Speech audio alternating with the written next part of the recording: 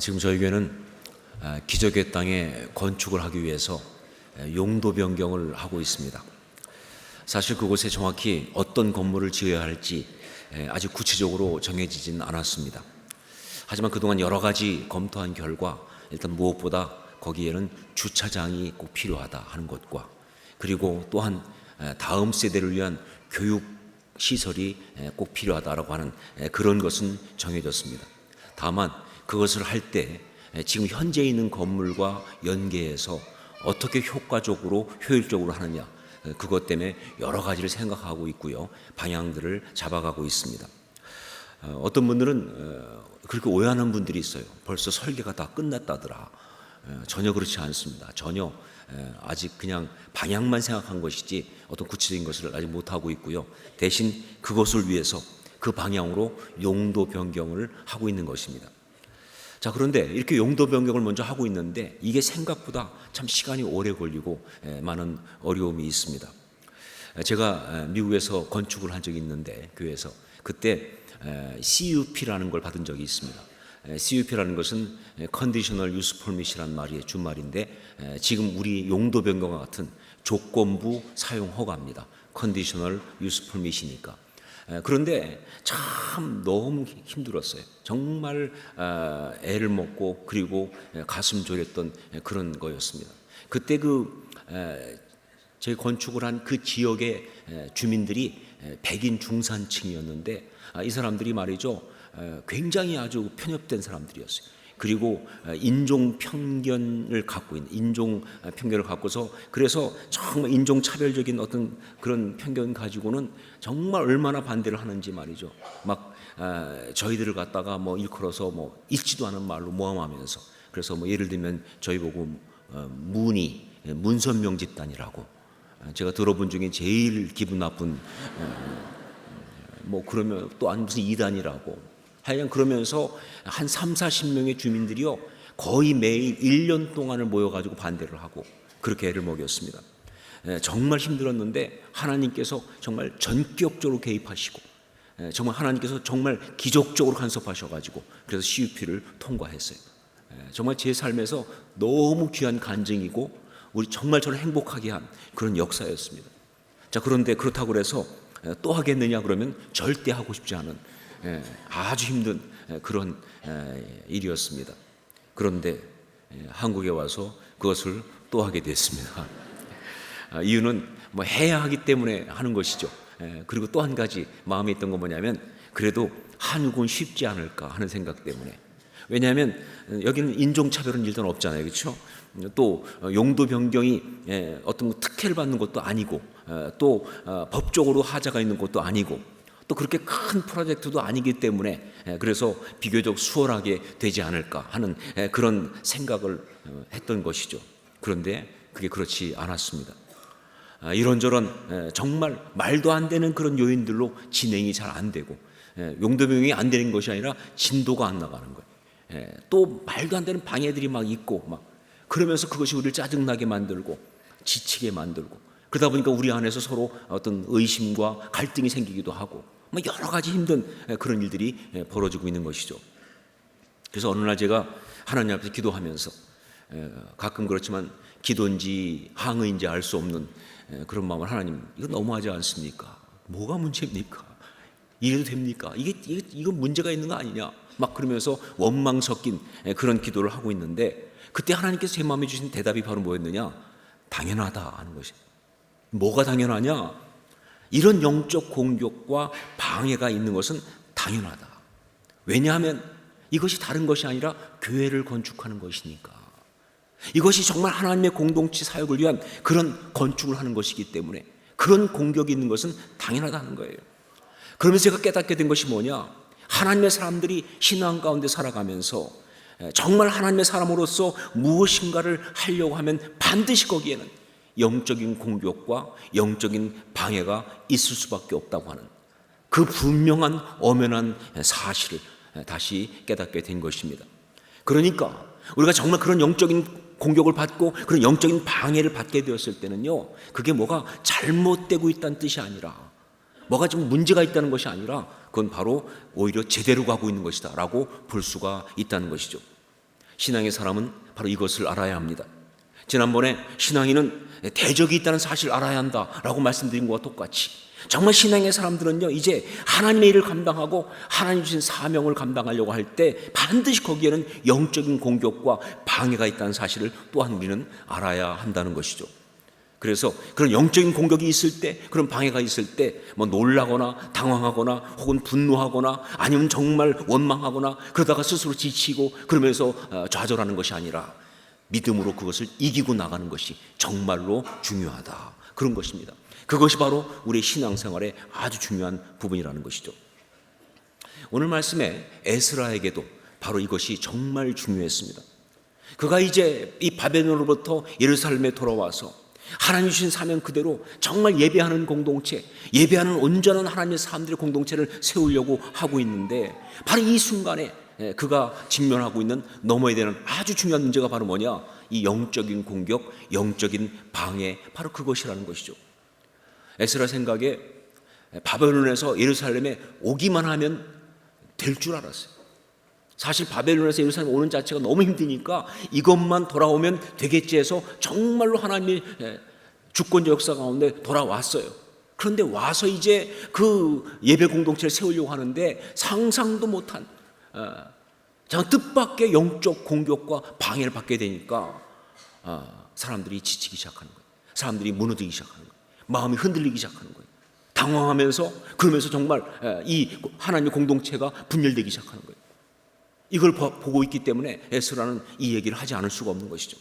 그래서 에스라는요, 자신들보다 80년 전에 먼저 돌아와서 성전을 건축한 제1차 포로 교환자들, 즉 스룹바벨과 함께 온 사람들의 이야기를 하고 있는 거예요. 특별히 그들의 이야기 가운데 어떤 거냐? 바로 대적들이 그들을 공격했던 이야기. 그래, 그들도 그때 대적들에 의해서 그렇게 집요한, 그렇게 힘든 공격을 받았었다라는 이야기를 하고 있는 거예요. 그것이 바로 에스라 4장 1절부터 5절까지의 내용이에요. 자, 그런데 에스라가 보기에는요, 이 영적인 공격과 이 방해가 너무 중요하니까, 그러니까 정말 이 스룹바벨과 함께 온 사람들이 그 영적인 공격과 방해를 받고 있다는 이야기를 하는 것만으로 그냥 끝날 수가 없었어요. 이게 너무 중요하다 보니까 강조하기 위해서 그 스룹바벨과 함께 온 사람들이 받았던 영적인 공격과 방해 이야기를 하면서 또 다른 예를 더 들기 시작합니다. 그 두 가지를 더 예를 들게 되는데, 그것이 바로 4장 6절로 23절까지의 이야기죠. 그 중에 첫 번째가 바로 6절의 이야기입니다. 우리 6절 말씀을 함께 읽겠습니다. 6절 같이 읽습니다. 또 아하수에로가 즉위할 때에 그들이 글을 올려 유다와 예루살렘 주민을 고발하니라. 여기 나온 이 아하수에로라고 하는 왕은요, 주전 485년에 즉위해서 주전 465년까지 20년 동안 통치한 왕입니다. 그 원래 이름, 성경의 이름은 아하수에로지만 그쪽으로 발음하면 크세르크세스라고 하는 그런 이름입니다. 근데 이 아하수에로, 이 크세르크세스 왕은요, 사실 스룹바벨과 함께 교환해서 그래서 성전을 건축한 사람들하고 전혀 상관이 없는 사람. 왜냐하면 스룹바벨과 함께 교환한 고레스 칙령 때 그 얘기를 듣고 교환한 사람들은요, 주전 536년에 교환을 합니다. 그리고 와서 성전 건축을 완성한 것이 주전 515년이에요. 그러니까 536년에 성전 건축을 시작했다가 20년 동안 중단됐다가 515년에 완성을 하거든요. 20년 만에. 그러니까 사실 아하수에로의 통치원하고는 30년 이상의 차이가 있어요. 해당이 없는 것이죠. 자, 그런데 아하수에로 때에도 바로 이 유다와 이 예루살렘에 사는 사람들을 고발한 일이 있었다는 것이죠.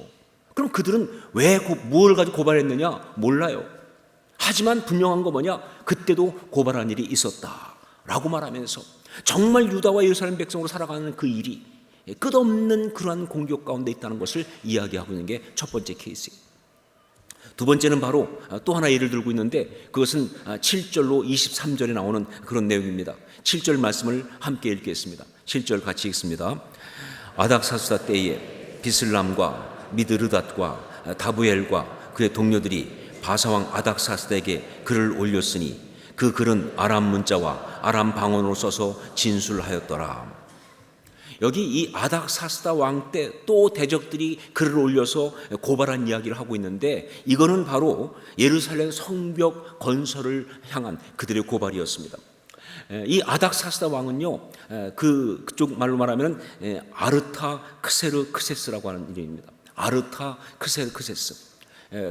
이 아닥사스다는요, 그 아버지가 바로 아하수에로예요. 그러니까 크세르크세스가 아버지예요. 그래서 그 아들은 아르타크세르크세스예요. 그쪽 집안은 이름이 어렵습니다.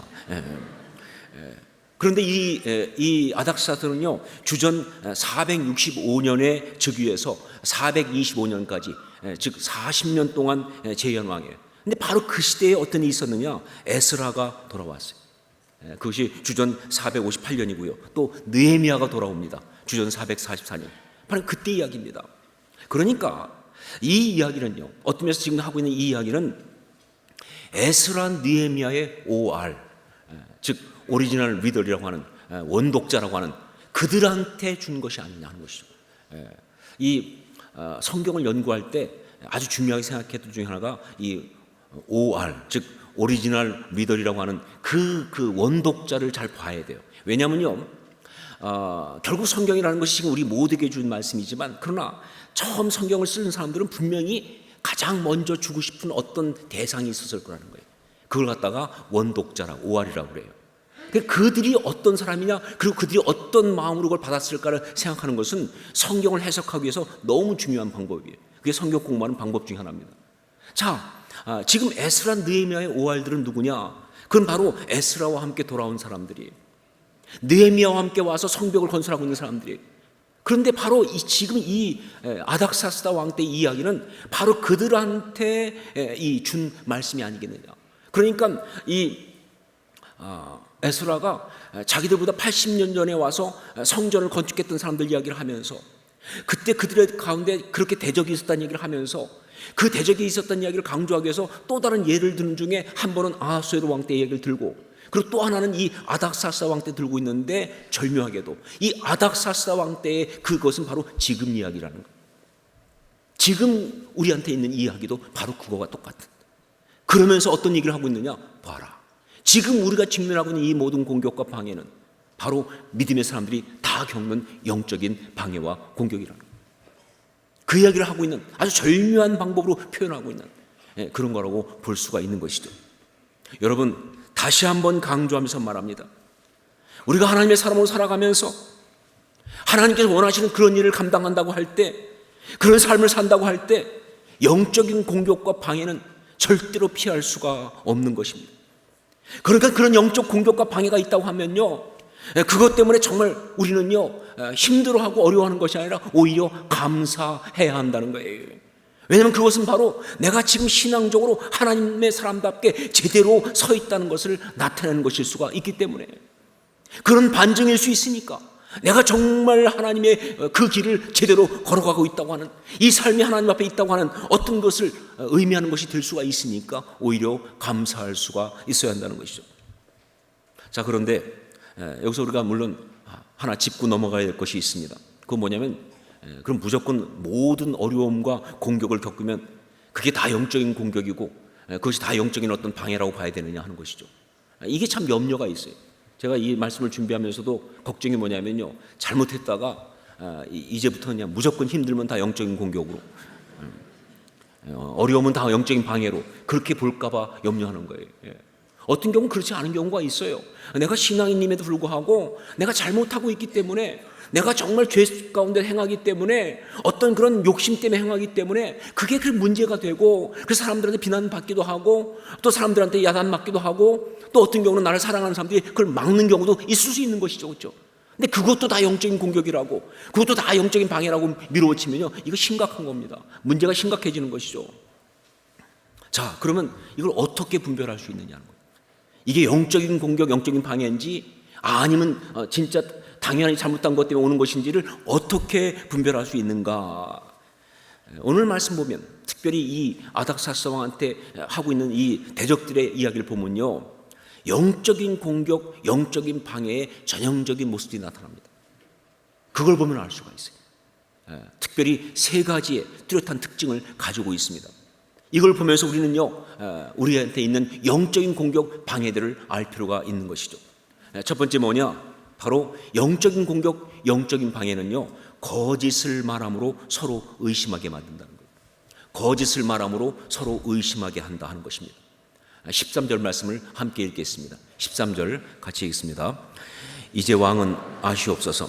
만일 이 성읍을 건축하고 이 성곽을 완공하면 저 무리가 다시는 조공과 관세와 통행세를 바치지 아니하리니 결국 왕들에게 손해가 되리이다. 절대로 사실이 아닙니다. 이 성곽이 다 완성되고 나면 조공과 관세와 통행세를 내지 않을 것이라는 것은 절대 사실이 아니에요. 그런 얘기는 한 적도 없고 그런 결정을 한 적도 없는데, 그런데 그들은 이런 거짓말을 가지고 왕에게 이야기하면서, 그러면서 그 마음속에 의심을 집어넣고 있는 거예요. 그래요. 영적인 공격을 하고 영적인 방해를 하는 사람들의 가장 큰 특징 중에 하나가 뭐냐? 거짓말을 한다는 거예요. 그래서 예수님께서 산상수훈을 말씀하실 때도 팔복을 말씀하시면서, 그러면서 8번째 복을 말씀하실 때 이렇게 말씀하셨어요. 마태복음 5장 10절 11절 보니까 의를 위하여 박해를 받는 자는 복이 있나니 천국이 그들의 것임이라. 나로 말미암아 너희를 욕하고 박해하고 거짓으로 너희를 거슬러 모든 악한 말을 할 때에는 너희에게 복이 있나니라고. 여기 분명히 나와 있는 게 뭡니까? 우리의 대적은요, 거짓으로 우리를 거슬러 말하면서 공격하고 박해를 한다, 이렇게 돼 있는 거예요. 그럴 수밖에 없는 것이, 그들은 바로 거짓의 아비 마귀에게 속한 자니까 그럴 수밖에요. 그래서요, 이 대적들이, 공격하는 자들이 이 거짓말을 말할 뿐만 아니라 더 우리가 기가 막힌 건 그 거짓말을 너무 잘한다는 거예요. 그냥 말하는 정도가 아니라 아주 능수능란하게, 아주 교활하게, 그리고 아주 대담하게. 어떻게 그렇게, 우리말로 말하면 입에 침도 안 바르고 말이죠. 뻔히 아는데도 그 앞에서 정말로 그렇게 거짓말을 한다는 거예요. 그러다 보니까 그 거짓말이 진짜같이 들리는 거예요. 이게 사실 같은 거예요. 너무 여러 가지 또 교묘한 증거를 대니까 맞는 것 같아요. 그러다 보니까 사람들이 마음이 넘어가는 거예요. 설마 진짜 거짓말이겠어? 그러면서 넘어가는 거예요. 그러면서 사람들의 마음을 가져가는 특징이 있는 거예요. 제가 미국에서 목회할 때 한 자매와 상담한 적이 있는데, 이 자매는 정말 신앙이 좋은 자매였습니다. 그래서 정말 자기는 하나님을 위해서 살고 싶은, 하나님의 어떤 아름다운 일을 하고 싶은 그런 열정 있는 자매였어요. 근데 이 자매가 이제 대학에 가서 공부를 하는데, 학교에서 한 형제가, 남자가 자기를 막 쫓아다니는 거예요. 그래서 자기를 열심히 쫓아다니는데, 그런데 그 형제는 예수를 안 믿는 사람이에요. 예수를 안 믿는 정도가 아니라 그 형제 집안 자체가 예수 안 믿는 쪽으로 굉장히 유명한 좀 센 집안이에요. 그러니까 이 자매는 그 형제와 결혼할 수가 없죠. 그래서 거절을 했어요. 나는 예수 안 믿기 때문에 할 수가 없다. 그랬더니 이 형제가 내가 예수 믿겠다고 그러면서 예수를 믿기 시작하는 거예요. 그런데 정말 열심히 믿는 거예요. 정말 주님을 사랑하는 거예요. 물론 뭐 조금 헷갈리긴 했다고 그래요. 주님을 사랑하는 건지 자매를 사랑하는 건지 잘 모르겠지만 하여튼 둘 다 사랑하는 쪽으로.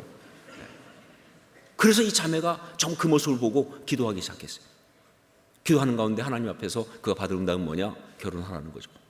정말 이 결혼을 통해서 그 형제와 그 온 집안을 구원하는 것이 하나님의 아름다운 이야기다. 그것도 사역이다. 그러니까 결혼하라. 그래서 이 자매가 응답받고 결혼을 했습니다.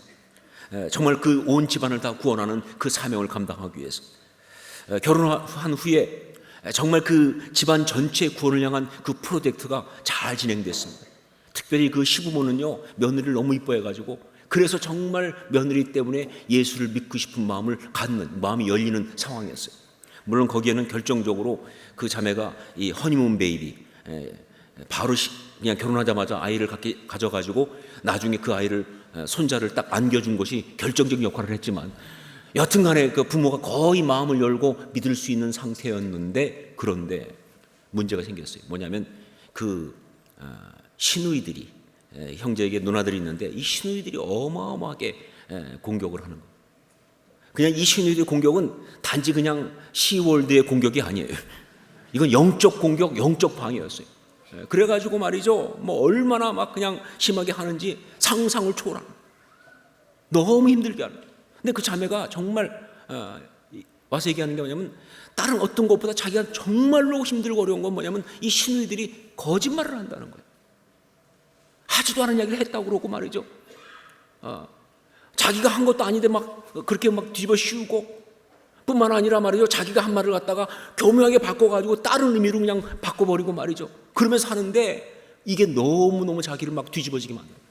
더군다나 이게 어느 정도 심했냐면요, 막 그렇게 하다 보니까 자기 남편까지도 거기에 넘어가가지고 막 남편까지 흔들리는 거예요. 그 남편 말이 그러는 거예요. 설마 누나들이 그런 거짓말까지 하겠느냐, 뭔가 있으니까 그렇지, 이렇게 하면서 마음이 흔들려가지고 부부 사이에도 심각한 문제까지 발생하는, 자기는 너무 정말 격동되는 상황. 그래서 저하고 얘기까지 하는 거예요. 여러분, 그래요. 우리의 대적들이 영적인 공격을 하고 영적인 방해를 할 때 그 중에 가장 두드러진 것 중에 하나가 뭐냐, 거짓말을 말함으로써 사람들의 마음을 뒤흔든다는 거예요.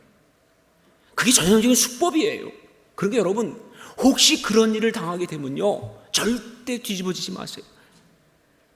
절대 아이들 말대로 뚜껑 열리지 마세요. 그건 원래 그들의 전공이에요. 어차피 거짓말 하는데 그것 때문에 흥분해가지고 이럴 수가 있느냐, 막 그냥 혼자 폭발하면요, 그건 당하는 거예요. 절대 그렇게 분노하지 말고 이기는 그런 사람이 되어야 한다는 것이죠. 왜냐하면 거짓말 하는 것은 영적 공격, 영적 방해의 특징이니까. 두 번째로 또 한 가지 뭐냐, 참소하고 고발을 합니다. 영적 공격, 영적 방해하는 자들은 참소하고 고발을 해요. 8절로 10절 말씀을 함께 읽도록 하겠습니다. 8절부터 10절까지 같이 읽습니다.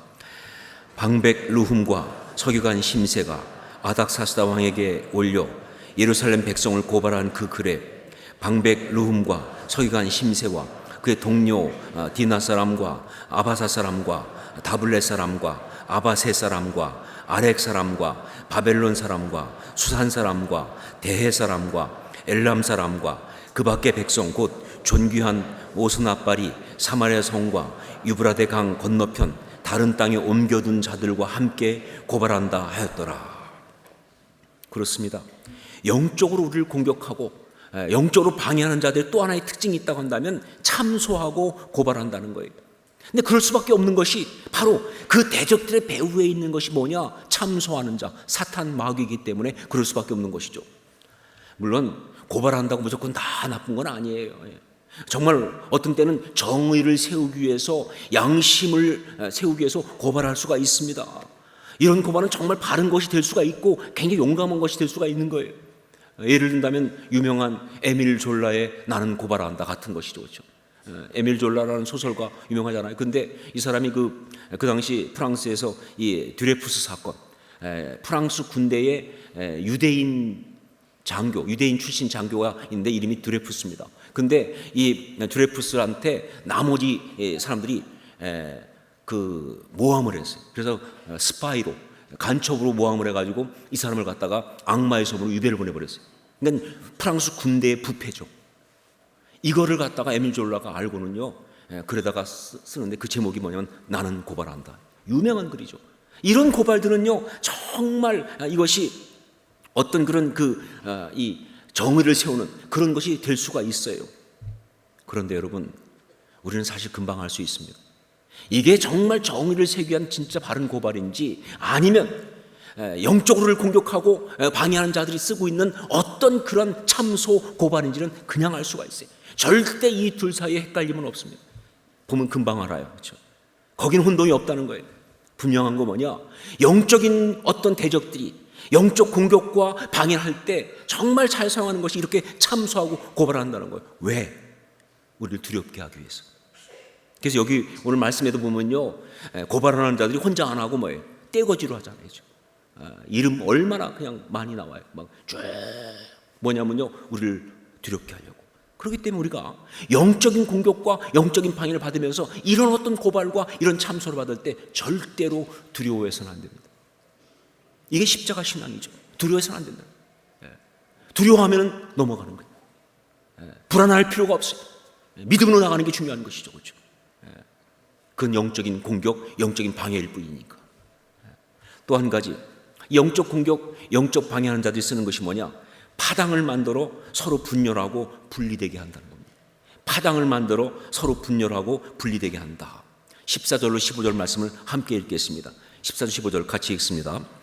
우리가 이제 왕궁의 소금을 먹음으로 왕이 수치당함을 참아보지 못하여 사람을 보내어 왕에게 아뢰오니 왕은 조상들의 사기를 살펴보시면 그 사기에서 이 성읍은 패역한 성읍이라 예로부터 그 중에서 항상 반역하는 일을 행하여 왕들과 각도의 손해가 된 것을 보시고 하실지라 이 성읍이 무너짐도 이 때문이니이다. 언제부터 지들이 그렇게 왕을 사랑했다고 말이죠. 우리가 왕의 소금을 먹음으로 왕이 수치당함을 참아볼 수가 없었어요. 그러니까 말이에요. 끼리끼리 편을 짓기 시작합니다. 파당을 만들기 시작합니다. 그러면서 편을 가로놓고 또 유대와 예루살렘을 갖다가 패역한 성읍으로 이렇게 밀어놓고 분열시키면서 그러면서 어떤 그런 이간질을 시키고 있는 그런 모습. 이것이 바로 영적인 공격과 방해를 하는 자에 쓰는 아주 전형적인 수법 중에 또 하나예요. 물론 이들도 가끔 어떤 때는요 하나 되자고 하는 얘기를 할 때가 있어요. 마치 하나 되자, 우리가 서로 통하자. 근데 여러분, 이들이 하나 되자고 하는 것은 진짜 하나 되자는 뜻이 아니에요. 이거는 바로 공산당들이 쓰는 연합전선과 똑같이 정말 교활한 노림수를 가진 그러한 것일 뿐입니다. 절대 이들은 하나 되는 걸 원하지 않아요. 분열시키는 걸 원합니다. 갈등시키는 걸 원합니다. 어떤 그런 파당을 만들기 원해요. 분리하려고 한다 그 말입니다. 이건 사단마귀의 속성이에요. 사단마귀는 절대 하나 될 수가 없어요. 사단마귀는 절대 용서할 수가 없어요. 사단 목소리는 화해할 수가 없어요. 분열시키는 것이죠. 그렇죠? 그래서 하나님의 사람들로 하여금 서로 갈등하게 만드는 것. 그러므로 우리가 살아가면서 여러분 어떠한 일이든지 간에 아무리 그렇다는 일을 할지라도 그 일이 결국은 정말 하나님의 사람들로 하여금 서로 분리되게 하고 분열되게 하고 파당을 만들고 그래서 무너지게 하는 것이라면 그건 무조건 다 영적인 공격이고 영적인 방해일 수밖에 없는 거예요. 자, 그런 것을 알았을 때 중요한 게 뭐냐? 절대 거기 넘어가지 말고 우리는 어떤 경우에도 아무리 이상한 소리 들어도 내 마음에 벽을 쌓으면 안 됩니다. 참 많은 사람들은요 거기 넘어가가지고 마음에 벽을 쌓아요. 듣고 넘어갔다고 하면서도 이 벽은 장벽 건설 끝났어요. 그 인간은 안 되겠다. 그건 아니라는 것이죠. 바로 그런 것을 노리고 하기 때문에 우리는 그것을 믿음으로 이기고 나가는 그런 십자가의 신앙을 가져야 한다는 것입니다. 자, 이런 영적인 공격과 방해가 있을 때 그럼 우리는 어떻게 해야 하는가 하는 것이죠. 여러분, 신앙인에게 이게 정말 중요합니다. 어떻게 보면 영성이 가장 필요한 순간은 이때예요. 이런 영적인 공격, 이런 영적인 방해를 받을 때 그때 우리는 어떻게 하는가? 그 교활하고 그 집요하고 이 강력한 이 공격과 이 방해 어떻게 있을 때 우리가 어떻게 해야 될 것인가? 그 대답을 다음 주에 하도록 하겠습니다. 그것은요, 왜냐하면 그 대답이 오늘 본문이 아닌 5장 1절부터 나오기 때문에 그래요. 정말 우리의 신앙의 선배들이 했던 그 아름다운 이야기, 우리도 해야 될 이야기, 그걸 나누기를 원하는 것입니다. 여러분, 영적인 공격, 영적인 방해 있습니다. 아마 지금 여러분 가운데 지금도 받고 있는 사람이 있을 수 있어요. 믿음으로 아름답게 이길 수 있기를 주의 이름으로 축원합니다. 기도하겠습니다.